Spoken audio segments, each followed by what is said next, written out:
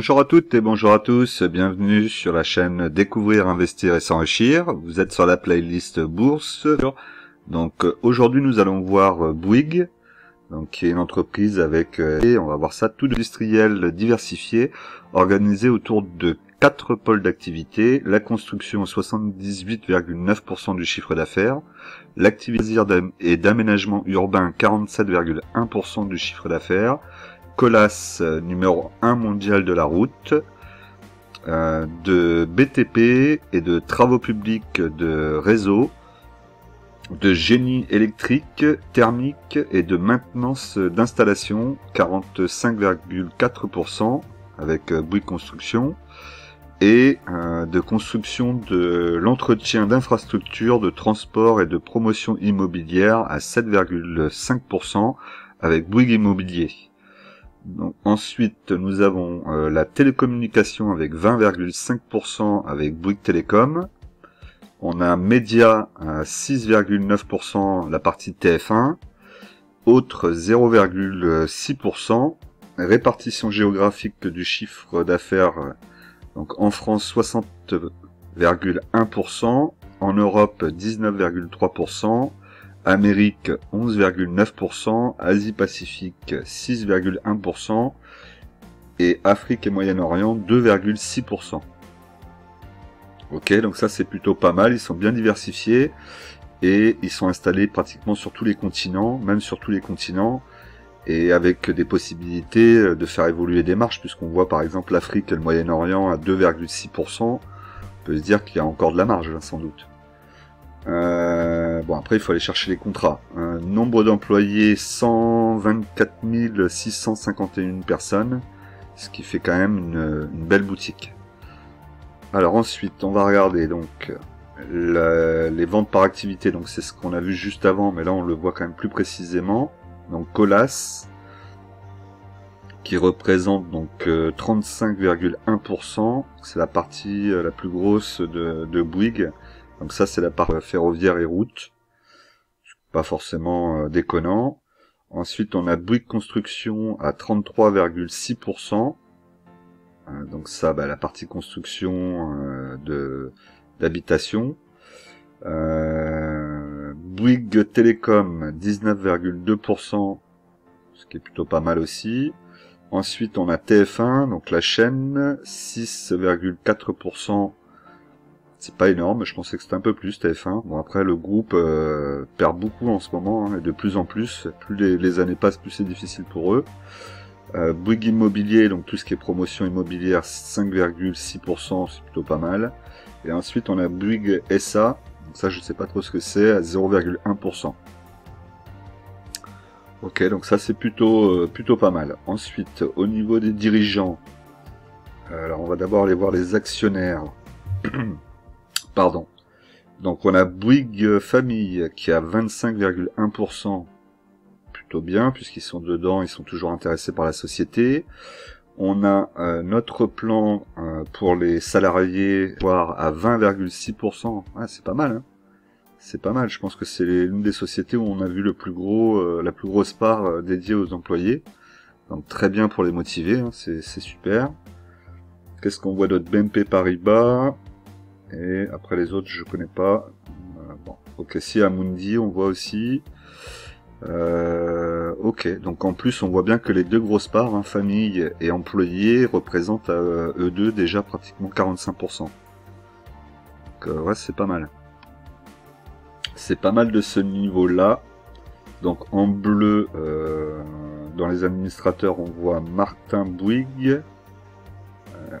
Ok, et ensuite est-ce qu'on a d'autres personnes de la famille Bouygues? Oui, et après les autres peut-être qu'il y a aussi de la famille mais qui portent pas le nom Bouygues, c'est même sûr. On a Cyril Bouygues aussi. Alors donc on va regarder ici, donc capitalisation pour 2022 est de 10 milliards 543 000 millions, en baisse par rapport à 2021 où elle était à 12 milliards. On a pratiquement perdu 1,5 milliard là. En baisse aussi par rapport à 2020 et en baisse aussi par rapport à 2019. Ah, ça par contre c'est pas très bon.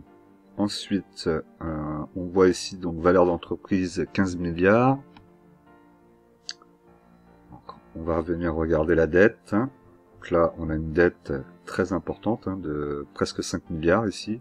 4 milliards 777 millions. Qui a explosé entre 2021 et 2022, puisque en 2021 on n'était qu'à 941 millions.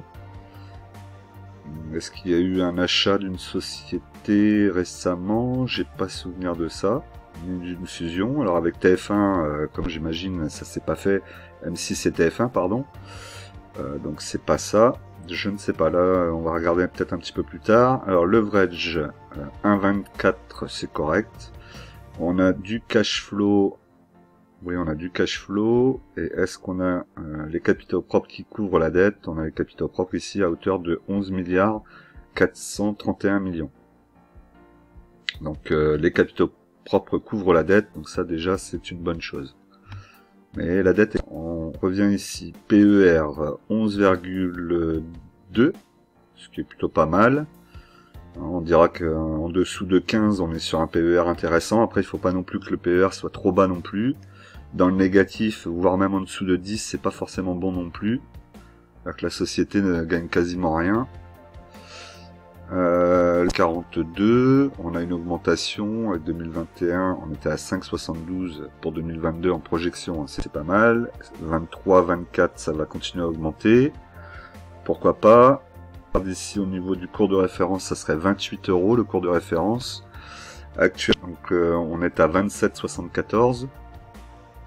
C'est-à-dire que ça peut être intéressant déjà de commencer sur une ligne éventuelle si ça vous intéresse. Donc là ici on voit l'évolution des comptes de résultats. Donc on a une belle hausse au niveau des marges d'exploitation. La marge résultat net ne suit pas forcément la même trajectoire, mais ça reste correct quand même. Bon, on va aller voir le tableau ici avec le chiffre d'affaires. Donc chiffre d'affaires monte. Alors on a une baisse entre 2019 et 2020, mais c'est un peu tout le monde. 2020 ça a été une baisse un peu générale. Ensuite ça reprend pour 2021 avec une projection pour cette année à 39 milliards 808 millions. Ok, ensuite ça devrait continuer à progresser. La marge d'exploitation 2019, on était à 4,42. Et pour les projections à venir, on aurait une augmentation pour aller jusqu'aux alentours de 6%. Si on regarde historiquement en reculant un petit peu, marge à 4,25, marge à 4,32. Ouais, donc ils sont restés plus ou moins dans leur marge d'exploitation. La marge nette 2018 est à 3,69. Et là, on se retrouve avec une marge aux alentours de 3. Par contre, elle va baisser en 2023 et remonter en 2024. On est aux alentours de 3% en marge nette, ce qui est pas non plus dingue. Pour le bénéfice net par action, donc on est à 2,50 pour cette année avec un dividende à 1,80 €. Ce qui veut dire que le dividende, on n'est pas loin des 70% là de rétribution de dividendes. Ouais, donc on est... Alors ça c'est 2024, pardon. Il faudrait que je regarde 2022. On est là. On est à 71% de rétribution de dividendes. Là c'est peut-être beaucoup. C'est à vous de voir. La situation du bilan. Donc là, ici, on peut voir que la première chose, chiffre d'affaires, les barres noires, on n'a pas de progression stable. On a toujours une montée, ça rechute. Vous voyez ici, montée, ça rechute, ça... Difficile de se projeter. Ici, au niveau de la dette, elle avait bien baissé, mais là, 2022, elle est repartie. Quoi dire d'autre, pardon? L'EBITDA, donc l'EBITDA progresse pas énormément. Là, hein. C'est assez calme. Donc là, ici, la dette, on avait regardé. Le leverage, on a du cash flow, donc je vous rappelle de bien regarder le cash flow, c'est ça qui permet de voir si vous allez avoir du dividende périn ou pas. Le RO 8,43, donc il n'y en a pas. Les capitaux propres, donc on a dit qui couvre la dette, donc pas de souci. Le ROA, on est à 1,16. Donc là, c'est un peu comme je vous disais la dernière fois. Donc autant dire que c'est pas énorme.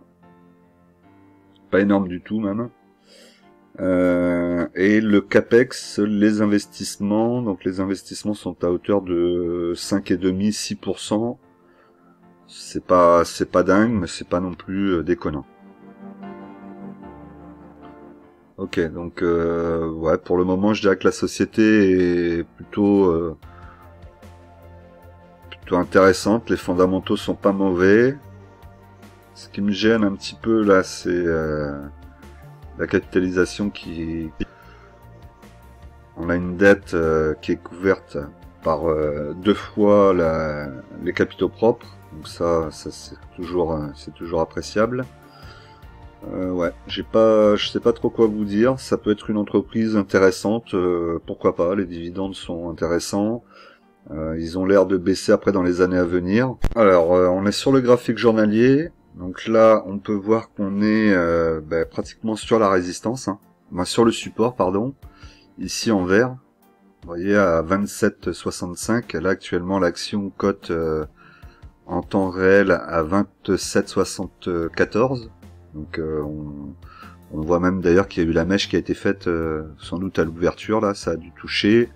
Et hop, là, retenter. Vous voyez ici la tendance, la ligne bleu clair ici, la tendance est plutôt baissière. Donc, ça pourrait encore descendre dans les jours et semaines à venir. Après, ça peut aussi repartir à la hausse. Très difficile hein, de savoir comment le marché va se comporter. Beaucoup de choses qui rentrent en compte, hein, le macro qui peut poser des problèmes, les problèmes géopolitiques. Il y a beaucoup de choses qui rentrent en jeu. Mais là, en tout cas, on est sur un support. Vous voyez qu'ici, ça avait bien bloqué. Éventuellement, moyenne mobile 20 périodes, donc en bleu clair. Vous voyez que la tendance, elle est quand même, on est toujours en tendance baissière, hein, puisque la moyenne mobile 20 périodes est passée en dessous de la moyenne mobile 50 périodes. On a la moyenne mobile 100 périodes qui est bien haute, hein, alors qu'elle devrait être en principe à l'inverse. Ça devrait être décalé, c'est la moyenne mobile 20 périodes qui devrait être en haut. Donc ça peut encore continuer à descendre. On va regarder un peu sur Ok, donc là on est sur l'annuel. Là quand même on voit bien que c'est pas une action qui fait de la croissance, hein. Là on est vraiment sur c'est plat de chez plat, quoi. Tout est plat, ça bouge pas grand chose. Donc on est ici actuellement. Donc déjà on pourrait peut-être aller chercher la mèche ici aux alentours des 27. Donc je vous ai dit 27 aux alentours des 27,60. On a vu le support tout à l'heure. Donc là éventuellement déjà mettre en dessous du support parce que ça peut faire une petite mèche en dessous et aller chercher les 27,50, pourquoi pas. Historiquement quand même on est plutôt si basse, hein, puisque là ici plus ou moins je serais au centre. On pourrait dire que la partie haute c'est la partie au moment où il faut pas acheter, la partie basse où vous pouvez acheter sans doute. Je connais pas trop cette action, hein. Le problème c'est que je la regarde pour la première fois. Vous voyez là on a l'historique jusqu'en 2015. On voit quand même qu'entre 2015 et 2022, c'est-à-dire sur 7 ans, ça a pas fait des pics de fou, hein. On est au plus haut ici à 45 et au plus bas ici on est à 22. Donc ouais, aux alentours des 30 euros, on va dire qu'en dessous des 30 euros, vous commencez à vous positionner bien, et entre 25 et 20, vous vous positionnez bien par rapport aux 7 dernières années. Si on regarde un peu plus loin, voilà, on est aux alentours des 20 euros.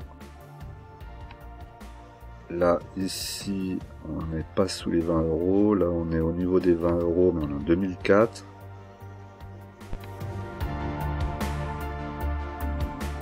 Ouais, il faut remonter à 97 pour avoir quelque chose qui est vraiment très bas. Ouais, ça doit être le début même. Alors, ici, là on se remet aux alentours de 20 euros. 99. Ah, ça va quand même, 99. On peut se dire que même si rien n'est jamais acquis en bourse, vous le savez, que ça peut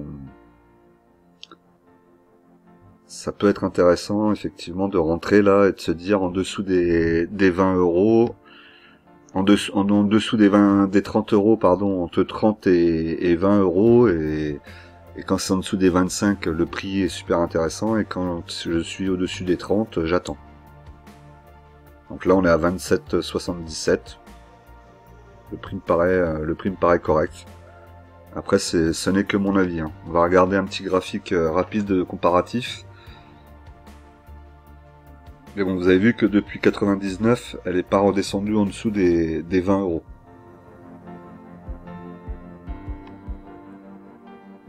Alors, on va voir ce que le site nous propose comme comparatif. Généralement, il nous le fait lui-même. Hop. Ou est-ce que c'est moi qui dois te le mettre? J'ai pas mis par secteur, c'est pour ça. Hop, on va rechanger. C'est graphique sectoriel. Alors du coup, en sectoriel, donc Zone Bourse m'a proposé quelques actions. Donc on a de l'action française, et après on a quelques actions étrangères. Donc Bouygues est comparé là avec Vinci, Larsen que je connais pas, China State Construction, Kanta Service, China Railway Group.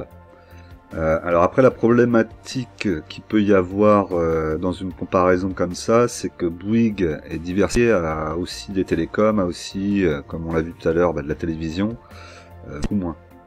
Bon, il est diversifié, mais pas dans les mêmes domaines, donc c'est peut-être un peu difficile de voir une comparaison, mais bon, on va quand même la faire. Donc, en termes de croissance, on peut voir là que Bouygues est pas terrible du tout, hein, vous voyez, si c'est pas beaucoup mieux. Et après, pour les autres, on est dans le jaune, mais c'est pas non plus l'extase, on va dire. La rentabilité, donc Bouygues est surtout regardé par rapport à Vinci, puisque Vinci, on la connaît, c'est une entreprise française.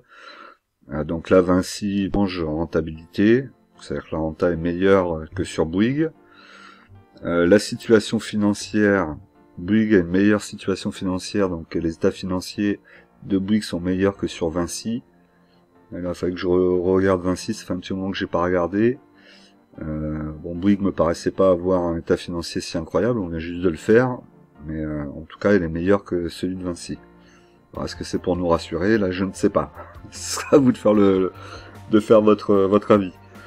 En termes de valorisation, donc on a plutôt une bonne valorisation sur Bouygues, on l'a vu, hein, puisque là on est aux alentours des 28 euros, et on a vu tout à l'heure sur le graphique qu'en dessous de 30 euros on peut peut-être considérer qu'on est bien, et en dessous de 25 on est très bien, puisque historiquement depuis 1999 on n'est pas redescendu en dessous des 20 euros.